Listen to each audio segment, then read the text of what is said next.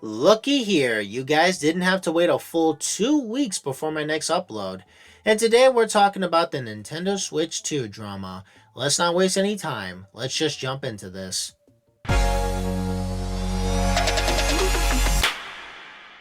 Okay, so for those of you who don't know, on Wednesday, Nintendo live streamed a Nintendo Direct giving more information about the console, its features, the accessories, and a bunch of games that are releasing alongside it, including a new Donkey Kong game, a new Mario Kart game, in addition to Mario Party Jamboree. It's like an add on. A new Kirby game, a new From Software game, a Cyberpunk 2077 port, a Final Fantasy VII Remake port, Hades 2, and a bunch of Nintendo Switch 2 versions of older games like Breath of the Wild, Tears of the Kingdom, Kirby and the Forgotten Land, Metroid 4, and a bunch of other games. It's so good, I'm gonna fucking come! And I will say right off the bat, this seems pretty cool. And I'm talking about the games, I'm not talking about the system itself, because in my opinion, even though this console does have interesting features like holding 256 gigabytes worth of storage, it's compatible with 4K TVs, and having magnetic Joy-Cons, I feel like this system is doing way too much. They introduced a thing called Game Chat and Game Share, which probably won't even work correctly knowing Nintendo's track record. For those of you who have a Nintendo Switch, how's the online membership working for you? But back onto the games, I think they're pretty cool. So cool that you want to give this company more of your money. But problems started to emerge when more information about the console, that welcome tour they introduced, and the game's prices were revealed, which is what we're going to talk about today.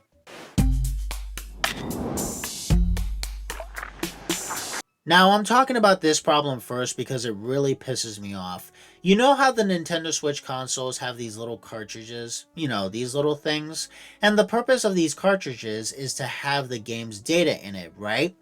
Well, guess what? With the Nintendo Switch 2, the game cartridges don't have the game's data in there. Instead, as the title suggests, they're basically your key to download the game to your system through the internet, which basically makes these digital games. And I don't like that at all. This is shit. As a person who prefers physical media over digital media, this shit is fucking lame. And the reason why I prefer physical media is because you actually own the thing that's in your possession. When it comes to digital content, you don't own the thing that you paid for. And these companies can do whatever the fuck they want with the content that you paid for on their end.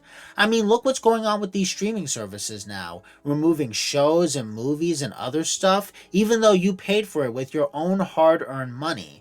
And that's the vibe I get from this, and that's why I'm sticking with my Switch OLED model, and I'm not upgrading to a Nintendo Switch 2. I think it's really fucking stupid that they changed up the cartridge like that. You might as well put in a piece of paper in the box because it has the same amount of worth. And another thing, downloading the game from the internet, what if there are some people out there who don't have the internet?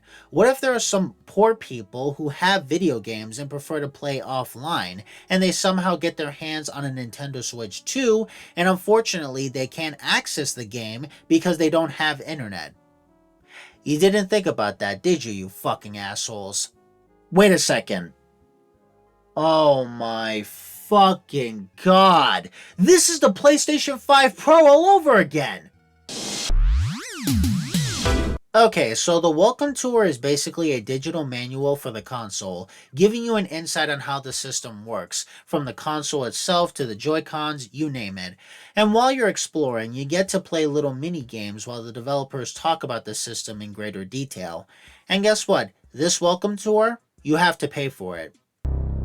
What the fuck? Yep, you have to pay for this digital manual. And according to this article, for us filthy Americans, we have to pay $6.12. Are you fucking kidding me? I don't need to explain why this is stupid, do I? This is completely ridiculous. That's like Sony charging you money to play Astro's Playroom because they're giving you the luxury of exploring PlayStation's history. It's fucking ridiculous. I don't know why I put the prices because we're only dealing with one expensive game here, but whatever.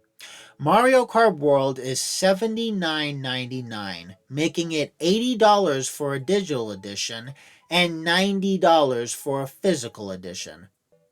Jesus fucking cuckoo's nest. Now, I should be shocked by this, but in all honesty, I'm really not. Remember when the PS5 dropped and it cost significantly more to get a physical edition console than a digital edition console? It was only a matter of time before one of these shithead companies decided to do it again. And in all honesty, I was expecting Rockstar to do it. I was expecting them to charge like, what, $100 for Grand Theft Auto 6? But no, it's Nintendo that did it first. You know what? Charlie was right. This company is insanely greedy. As if Josh Scorcher's fails videos didn't show that enough. Cha-ching, cha-ching, cha-chingery.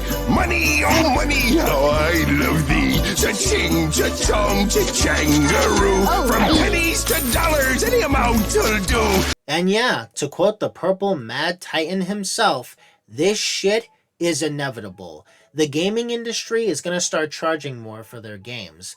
And this isn't exactly new. As Max pointed out in this really great video where he talks about how game companies did this before, and now they're retreading the same steps they did years ago. And it's really up to you guys, the consumers. If you don't want them to charge this much for games, just don't buy them.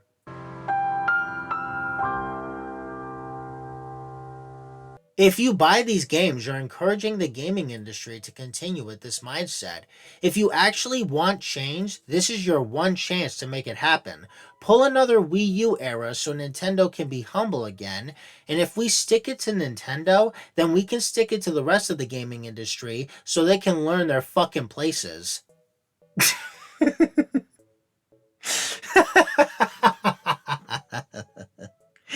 But let's be real, that's never gonna happen.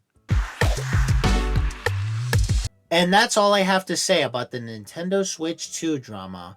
If you guys want to get the Nintendo Switch 2, go for it. If you don't, then just stick with your OG console because that's exactly what I'm doing. I'll just play Mario Kart 8 Deluxe. It's a really great game. Anyway, that's all I have to say. What do you guys think of this situation? Do you think it's stupid? Do you think it's reasonable?